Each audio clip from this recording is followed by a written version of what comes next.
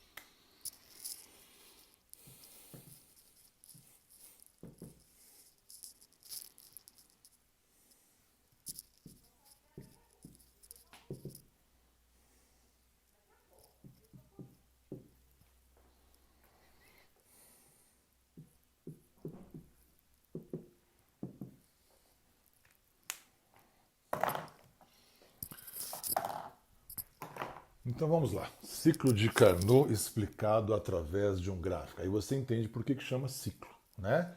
Você tem uma série de transformações, o de Carnot tem 4.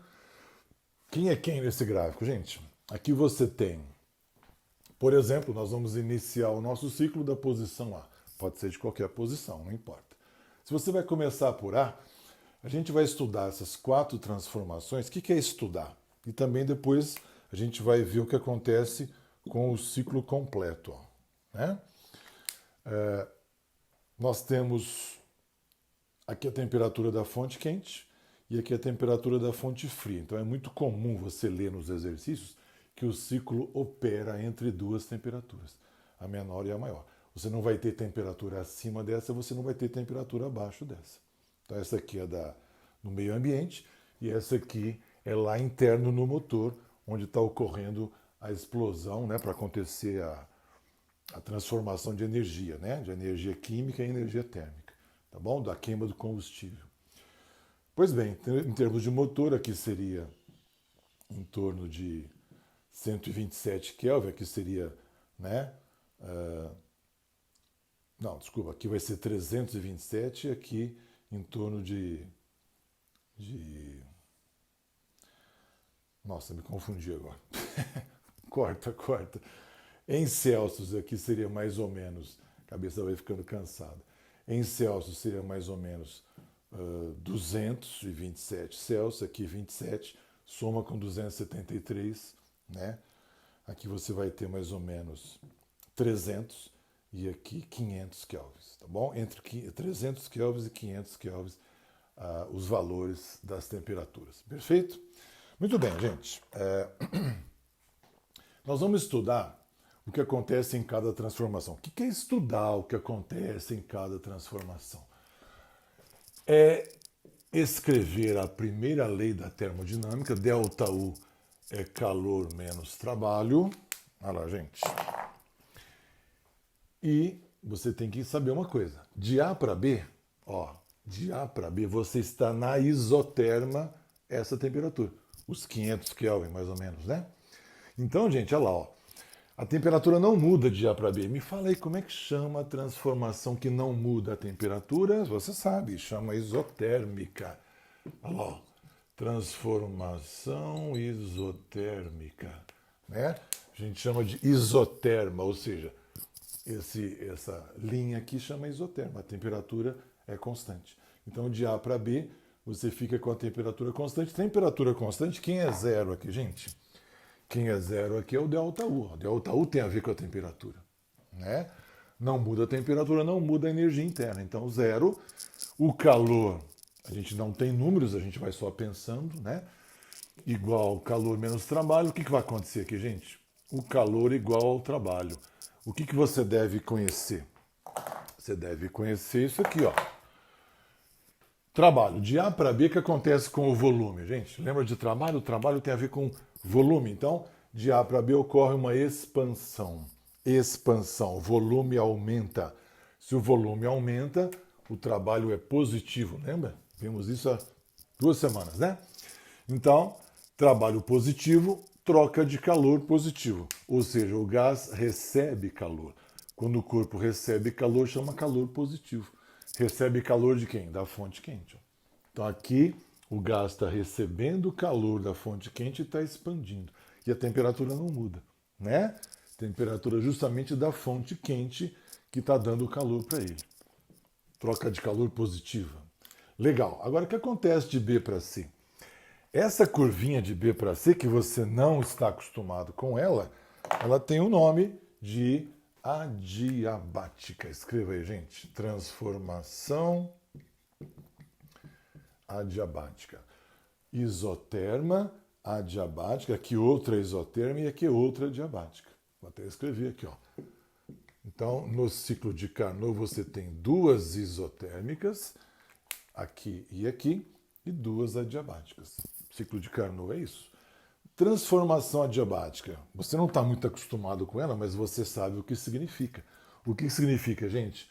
Calor igual a zero. Então, se você escrever a primeira lei da termodinâmica, né, o que vai acontecer? Delta U é calor menos trabalho. Se a troca de calor é zero, transformação adiabática é isso, ó. Troca de calor igual a zero, né? Q igual a zero. Então, se isso aqui é igual a zero, o que você escreve? Delta U é menos trabalho. O que a gente vai pensar aqui? Trabalho. Trabalho tem a ver com o volume. O que acontece com o volume de B para C? Ó, o volume aumenta de B para C, o volume aumenta. Se o volume aumenta, igualzinho aqui, gente. Igualzinho, ó. Você vai ter um trabalho positivo. Negativo com positivo fica negativo. Fica negativo quer dizer o gás esfria, né? Aqui o gás nem esquenta nem esfria. Aqui ele esfria. E dá para ver que ele esfria porque vai de B para C, ó, temperatura baixa. Ó. Você vai conferindo a matemática e a física aqui no gráfico, né? Temperatura baixa de B para C, por isso que o delta U é negativo. Né? Menos positivo dá negativo. Perfeito? Transformação adiabática. De C para D, olha só. De C para D, também isotérmica, porque não muda a temperatura enquanto se vai de C para D, não muda a temperatura, permanece com esse valor. É só escrever delta U é calor menos trabalho. Ô, gente, quando é isotérmica, escreva lá, ó, isotérmica, 2 isotérmicas, 2 adiabáticas. Isso aqui é zero. Fica zero igual a calor menos trabalho. O que vai acontecer? Calor igual a trabalho? Mas espera aí, e o sinal? O que está acontecendo com o volume de C para D? Eu preciso falar do volume porque eu preciso saber o sinal do trabalho. Ó. O que está acontecendo de C para D com o volume? Ó, não está diminuindo o volume? Diminuir volume é trabalho negativo, compressão. Trabalho negativo, calor negativo. Calor negativo é calor cedido. É aquela fase do ciclo de Carnot que o gás perde calor. Perde calor para quem, gente? A máquina térmica perde calor para o meio externo, que está a temperatura fria. Lá, né? A temperatura do gás permanece a mesma, mas ele está sofrendo uma compressão. Então ele dá calor para o meio externo, aquele calor Q2 que a gente viu agora há pouco. Tá certo? Última etapa de D para A, ela se chama adiabática, sempre. Ciclo de Carnot, adiabática, isotérmica, isotérmica. Se é adiabática, o que você vai escrever? Escreve a primeira lei da termodinâmica, né? E coloca o quê? Calor igual a zero. Adiabática não troca calor. Então o que vai acontecer aqui? Delta U igual a menos trabalho? Sim, esse trabalho ficou feio. Vou fazer um trabalho mais bonitinho aqui, né? Consertar aqui um pouquinho, ó. Fazer um trabalhinho maior. Aí, né? Então vamos lá, gente. Delta U igual a menos trabalho. Qual vai ser o trabalho de D para A? É só ver o que acontece com o volume. Falou trabalho, falou volume. O que acontece com o volume? Ó, diminui. Pouco, mas diminui. De D para A, o volume diminui. Se o volume diminui, o trabalho é negativo. Negativo vezes negativo. O que acontece com o delta U? Positivo. O que é delta U positivo? A temperatura aumenta. Sim, ela aumenta. De D para A, ó, a temperatura, ó, passa da fria para quente. A temperatura lá da máquina, do gás que está lá dentro, esquenta, né? Aumenta a temperatura. O gás esquenta. Está mostrado aqui, ó. Legal? Aí, gente, esse é o estudo que você faz trecho a trecho, transformação a transformação. Se você fizer isso lá no ciclo, para acabar. Se você fizer isso lá no ciclo, fica ΔU igual a calor menos trabalho. Pessoal, em todo ciclo, não só o de Carnot, em todo ciclo não há mudança na energia interna. Quer dizer, muda durante as transformações. Muda a temperatura? Lógico que muda, mas se você volta à situação inicial, você volta à temperatura inicial. Então, no final, é como se não tivesse mudança na temperatura. A temperatura final é igual à inicial. Então, se isso aqui é zero, o que vai acontecer? Calor menos trabalho, o calor fica igual ao trabalho, né? Que é o que acontece no ciclo. Ó. Nesse ciclo aqui, o que está acontecendo, gente? A parte de expansão, o trabalho na expansão é maior do que na compressão. Então, nesse ciclo, ficamos com esses sinais. Ó. O trabalho é positivo, a troca de calor também é positiva. Certo? Um sinal é igual ao outro porque não há mudança na temperatura ao completar o ciclo. Então, a parte de expansão realiza mais trabalho do que a parte de compressão. Por isso que o trabalho no ciclo, né, fica positivo. Você pode também somar os trabalhos de cada etapa para saber o trabalho total. Tá aí o nosso ciclo de Carnot. O que está faltando para você compreender essa matéria plenamente? Fazer exercício que envolve aquele rendimento de Carnot. Mas isso aí você vai aprender só quando receber a segunda lista, né? No dia 28 de maio. Perfeito, gente? Que é o dia que você vai receber quando você ouvir essa aula minha aqui. Tá bom? Então eu vou mandar para você resolução comentada e feita para você ler e falar, é assim que funciona quando você vai fazer exercício envolvendo o ciclo de Carnot. É o rendimento de Carnot que a gente estuda. Tudo bem, gente? Em termos de teoria, faltando essa parte de exercício, a gente encerra a parte de termologia. Tá bom? Encerramos termologia. O nosso próximo assunto, a minha próxima vinda para gravar aqui, já vai entrar em ótica, que é uma matéria, sim, né, que não é das mais, na minha opinião, não é das mais lindas. Em laboratório você acha a ótica muito maravilhoso, mas na lousa aqui fica às vezes meio cansativo, mas é uma matéria que nós temos que aprender e você vai aprender. Nós vamos dar com muito carinho, tá bom? Pessoal, aquele beijo. Vai continuando fazendo as nossas listas, estou à sua disposição para dúvida. Fica de bem aí, tá bom? Legal, um abraço, gente.